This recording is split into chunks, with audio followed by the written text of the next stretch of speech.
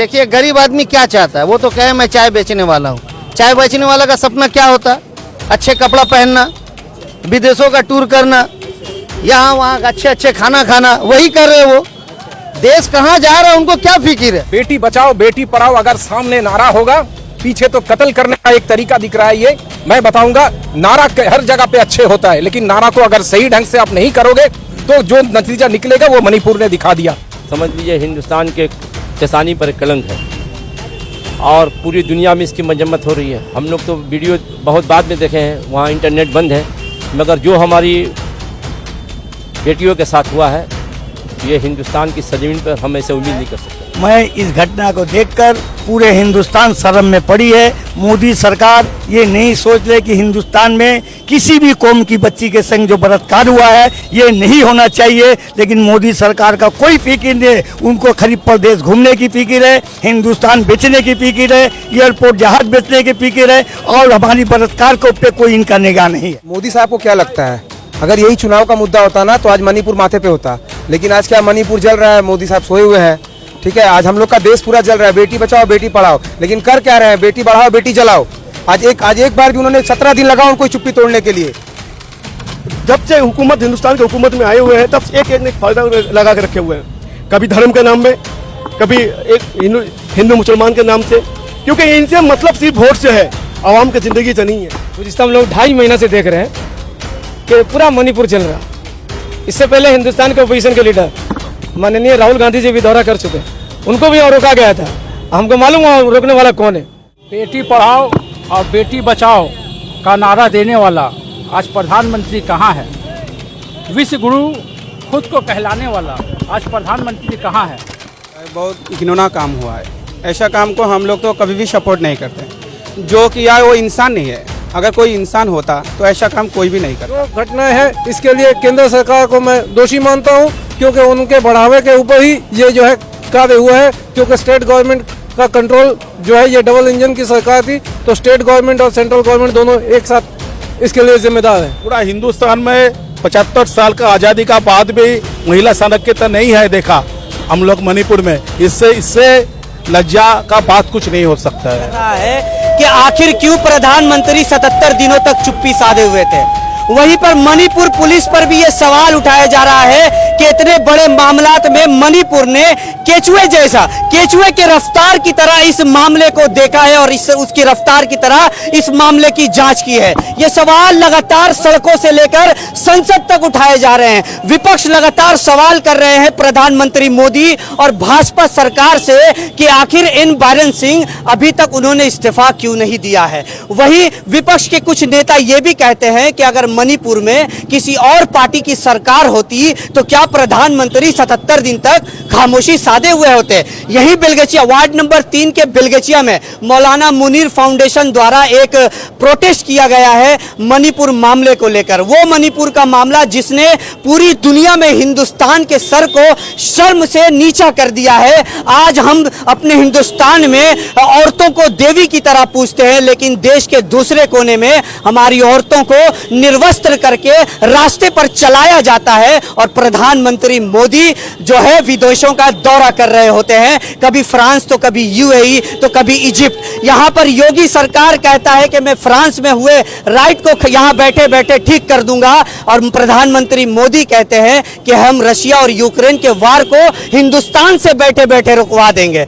लेकिन हिंदुस्तान की मणिपुर में जो मामला हुआ है उसको वो नहीं रुकवा पाते। इस विषय में एक साथी हमारे साथ है जिनसे हम बात करेंगे कि वो क्या सोचते हैं इस बारे में। क्या बोलिएगा इस मामले? बात यह है कि मणिपुर में जो ऐसा घटना हुआ है, मैं इस घटना को देखकर पूरे हिंदुस्तान शर्म में पड़ी है। मोदी सरकार ये नहीं सोच रहे कि हिंदुस्तान में किसी भी कौम की बच्ची के संग जो बलात्कार हुआ है ये नहीं होना चाहिए, लेकिन मोदी सरकार का कोई फिक्र नहीं। उनको खरीब प्रदेश घूमने की फिक्र है, हिंदुस्तान बेचने की फिक्र है, एयरपोर्ट जहाज बेचने की फिक्र है और हमारी बलात्कार को पे कोई इनका निगाह नहीं है। लेकिन मोदी सरकार तो अगर बाहर जा रहे हैं प्रधानमंत्री तो देश का तो वाहवाही भी हो रहा है और आप कह रहे हैं कि ये देश बेच रहे हैं। जी, देश को कोई फायदा नहीं हो रहा, बढ़ के देश का नुकसान हो रहा, और हम लोग पूरे देश का हिंदू मुसलमान कर्जदार में डूबे हुए हैं। अच्छा जी। तो 2024 में क्या लगता है, प्रधानमंत्री दोबारा आएंगे या फिर जो इंडिया की जो अलायंस बनी है वो प्रधानमंत्री का सफाया कर देगी? इनकी जो बात थी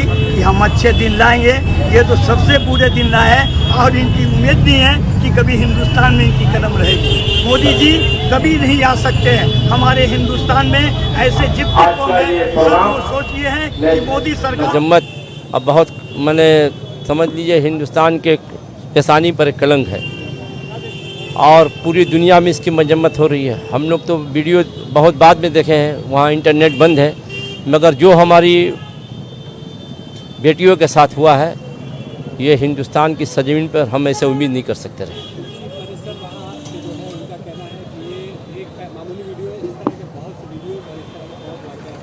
नहीं तो आप जवाब दीजिए पार्लियामेंट में, आप हिंदुस्तान के वज़ीर आज़म हैं, 140 करोड़ के आप वज़ीर आज़म हैं, आप जवाब दीजिए पार्लियामेंट में।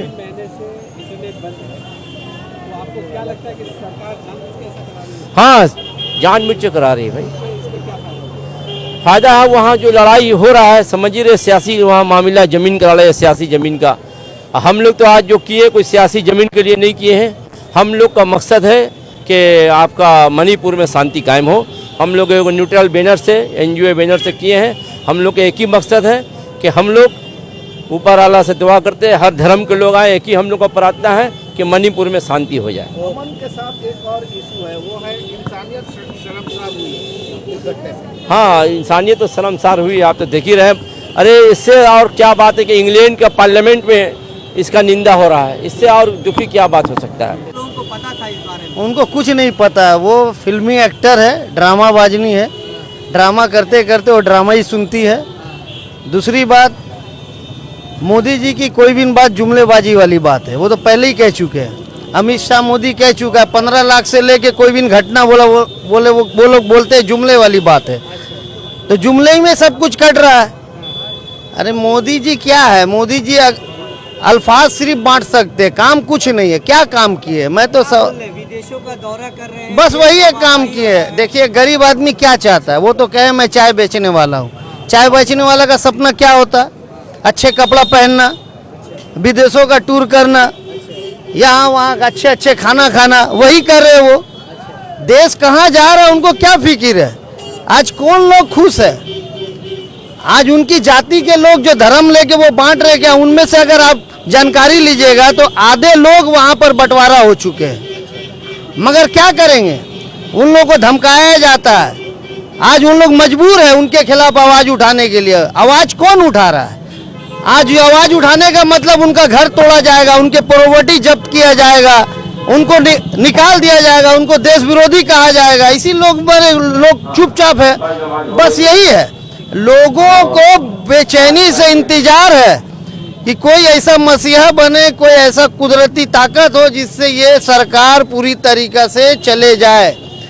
मगर लोगों को इस तरह डरा के रखा गया है, इस तरह डरा के रखा गया कि बोलने वाले लोग भी चुप है, और ये जवाब इंशाअल्लाह ताला बहुत जल्द मोदी जी को मिलेगा।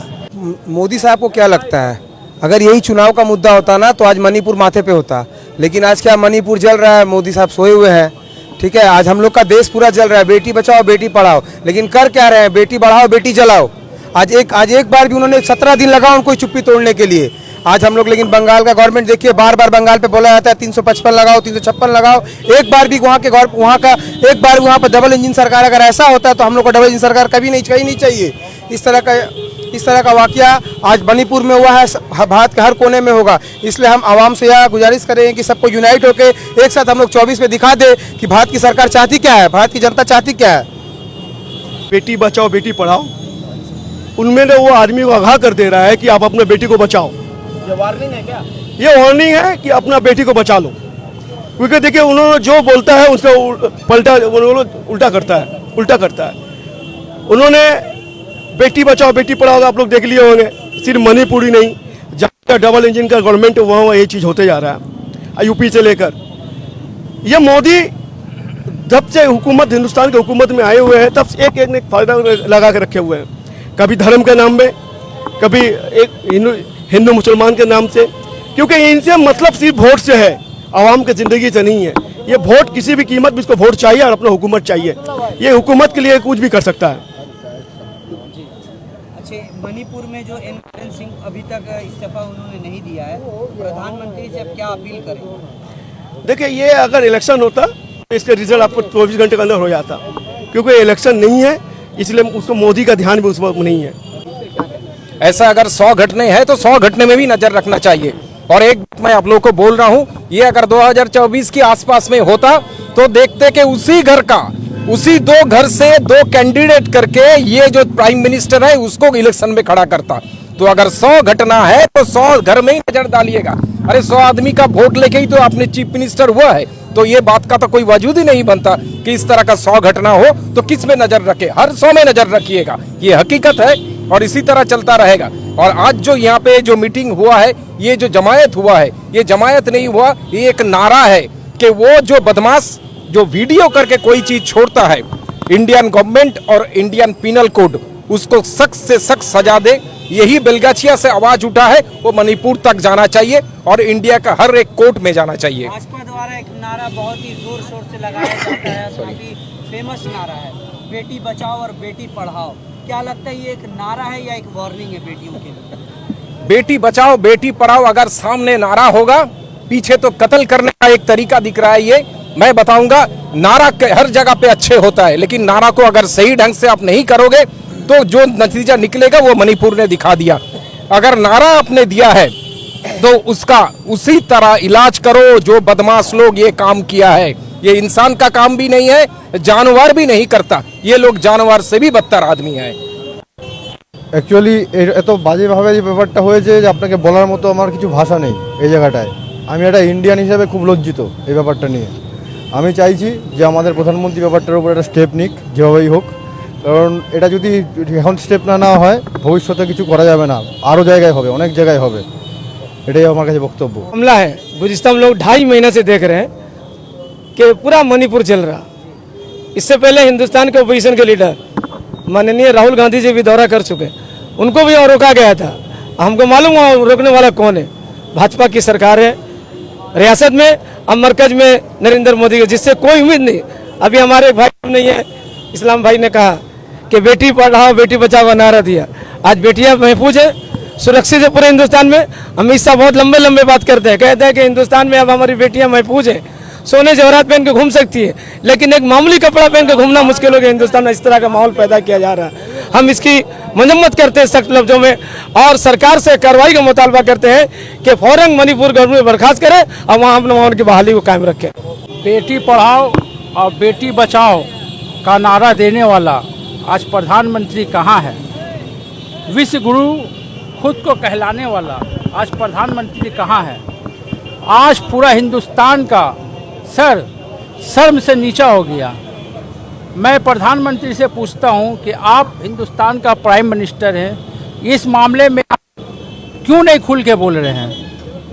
आज हमारा हिंदुस्तान, जिसे हम लोग एकता का एक सबूत देते थे, हिंदू मुसलमान सिख ईसाई, यहाँ औरतों को सीता का जैसा दर्जा दिया जाता था, आज वो कहाँ है?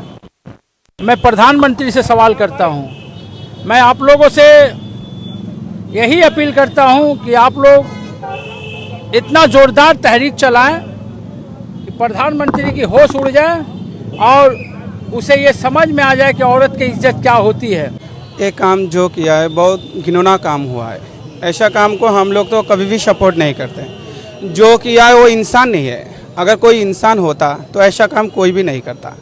इंसान के नाम पर ये दरिंदे है, दरिंदे का काम ही है ऐसा काम करना। कोई ऐसा इंसान, नॉर्मल इंसान ऐसा कोई काम नहीं करता। वो जो दरिंदे होता है उसका काम है ऐसा काम करना। इसलिए मैं चाहता हूँ हर इंसान अच्छा रहो अपने आप। अगर किसी का माँ हो, किसी का बहन हो तो ये काम नहीं करता ना, तो सब इंसान एक साथ रहो अपने तरह। मेरे ये बात है, जो हर इंसान एक ही रहना चाहिए। जो काम ये वाला जो किया है उसको कड़ी से कड़ी सजा मिलना चाहिए। जो दूसरा कोई इंसान ये काम करने के लिए खौफ जाए, जो ऐसा काम अगर हो करेंगे तो हमको सजा मिलेगा, ऐसा चाहिए हम लोगों को। देखिए, जो हिंदुस्तान के लिए बड़ी शर्म की बात है, क्योंकि ऐसी घटना जो है हम लोग कभी ये इतने 70 सालों में ऐसी घटना कभी नहीं घटी थी कि किसी भी जो है जाति धर्म को लेकर के किसी औरत के ऊपर में ऐसा जुल्म किया जाए, और ये हमारे लिए शर्म की बात है। और हम ये दावा करते हैं कि वहाँ की सरकार जो है वो इस पर कड़ी कार्रवाई करे, और हमारे सेंट्रल गवर्नमेंट को भी जो है 356, 355 धारा लागू करके वहाँ की सरकार पे कार्रवाई करे। क्योंकि आज देखिए, आज कुछ भी होता है तब यहाँ की अपोजिशन वाले जो है दीदी के ऊपर उंगली उठाते हैं कि बंगाल में ऐसा होता है, बंगाल में 356, 355 होना चाहिए। तो आज 70 दिन बाद जो है मोदी जी खुद मुंह खोल रहे हैं। 70 दिन तक उनको भी ज्ञान नहीं था कि आज मणिपुर में क्या घटना घट रही है। तो इसलिए जो घटनाएं है इसके लिए केंद्र सरकार को मैं दोषी मानता हूं, क्योंकि उनके बढ़ावे के ऊपर ही ये जो है कार्य हुआ है। क्योंकि स्टेट गवर्नमेंट का कंट्रोल जो है, ये डबल इंजन की सरकार थी, तो स्टेट गवर्नमेंट और सेंट्रल गवर्नमेंट दोनों एक साथ इसके लिए जिम्मेदार हैं। मणिपुर का जो हिंसा, मणिपुर का हिंसा लेके मैं बहुत दुखी हूँ, क्योंकि मणिपुर का जो आदमी लोग है उसका जो संविधान का अधिकार है वो उन लोग को नहीं मिला। इसलिए मैं central government and Manipur state government के ऊपर मेरा एक दाबी है, हर आदमी का उसका संविधान अधिकार मिलना चाहिए। क्या लगता है भाजपा सरकार में महिलाएं सुरक्षित हैं? पूरा हिंदुस्तान में 75 साल का आज़ादी का बाद भी महिला संरक्षित नहीं है देखा हम लोग मणिपुर में। इससे लज्जा का बात कुछ नहीं हो सकता है। वहाँ के जो मुख्यमंत्री हैं एन बीरेन सिंह, क्या उनको इस्तीफा दे देना चाहिए था अब तक? मणिपुर का जो जनरल पीपल है उसका संविधान का जो अधिकार है वो अधिकार नहीं मिलता। इसलिए मैं मानता है उधर 355 एंड 356 का बारे में सोचना चाहिए सेंट्रल गवर्नमेंट को।